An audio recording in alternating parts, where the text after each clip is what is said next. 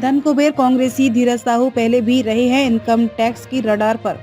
भाई गोपाल साहू के दफ्तर पर भी पड़ चुका है आईटी का छापा। झारखंड से कांग्रेस के राज्यसभा सांसद धीरज साहू एंड फैमिली की शराब कंपनियों के उड़ीसा स्थित दफ्तरों से 300 करोड़ से ज्यादा नकद बरामद होने के बाद इनके नाम के साथ धन कुबेर शब्द भी जुड़ गया है। ऐसा नहीं है कि धीरज साहू और उनके परिवार पर पहली बार इनकम टैक्स की टीम ने दबिश दी है।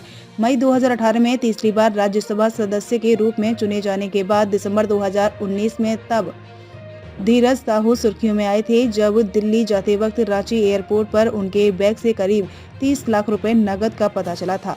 बैग की स्कैनिंग के दौरान भारी भरकम कैश का पता चलते ही CISF की टीम ने इनकम टैक्स विभाग को इसकी जानकारी दी थी। उस वक्त विस्तारा एयरवेज की फ्लाइट के टेक ऑफ का टाइम हो चुका था, इसीलिए इनकम टैक्स की टीम ने दिल्ली में उनसे पूछताछ की थी। धीरज साहू ने कैश से संबंधित कागजात पेश किए थे।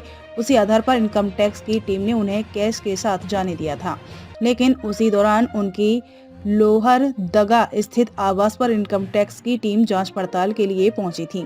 साहू फैमिली तब दूसरी बार चर्चा में आई थी जब 2019 के लोकसभा चुनाव के दौरान धीरज साहू के भाई गोपाल साहू हजारीबाग में भाजपा प्रत्याशी जयंत सिन्हा से लड़ने के लिए चुनाव के मैदान में उतरे थे। बेशुमार संपत्ति के मालिक गोपाल साहू ने हजारीबाग के होटल AK इंटरनेशनल में पार्टी का कैंप कार्यालय बनाया था। उस दौरान भी छापा पड़ा था। तब उनके दफ्तर से करीब 22 लाख रुपए मिले थे। उस वक्त इनकम टैक्स टीम की पूछताछ के दौरान गोपाल साहू नहीं बता पाए कि पैसे आखिर कहां से आए थे। हालांकि वह हजारीबाग से चुनाव हार गए थे और बाद में इस बात का खुलासा नहीं हो पाया कि जब्त पैसे किसके थे।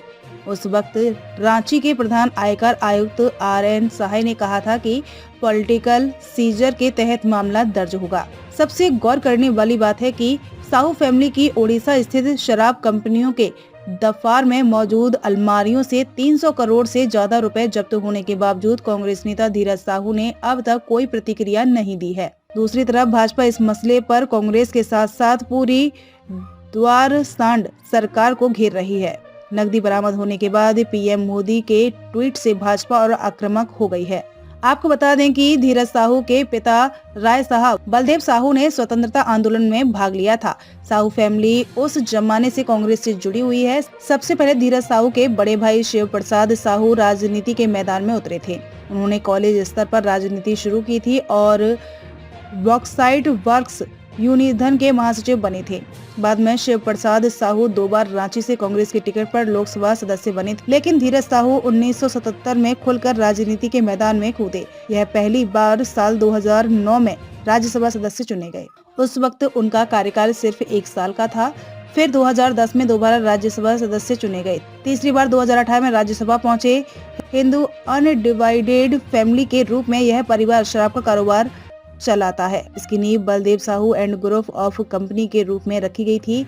इस परिवार ने कच्ची शराब की फैक्ट्री लोहरदगा के बड़ा तालाब के पास खोली थी, जो करीब 2 दशक पहले बंद हो गई। उसी समय इस परिवार का पूरा कारोबार उड़ीसा के अलग अलग जिलों में शिफ्ट हो गया।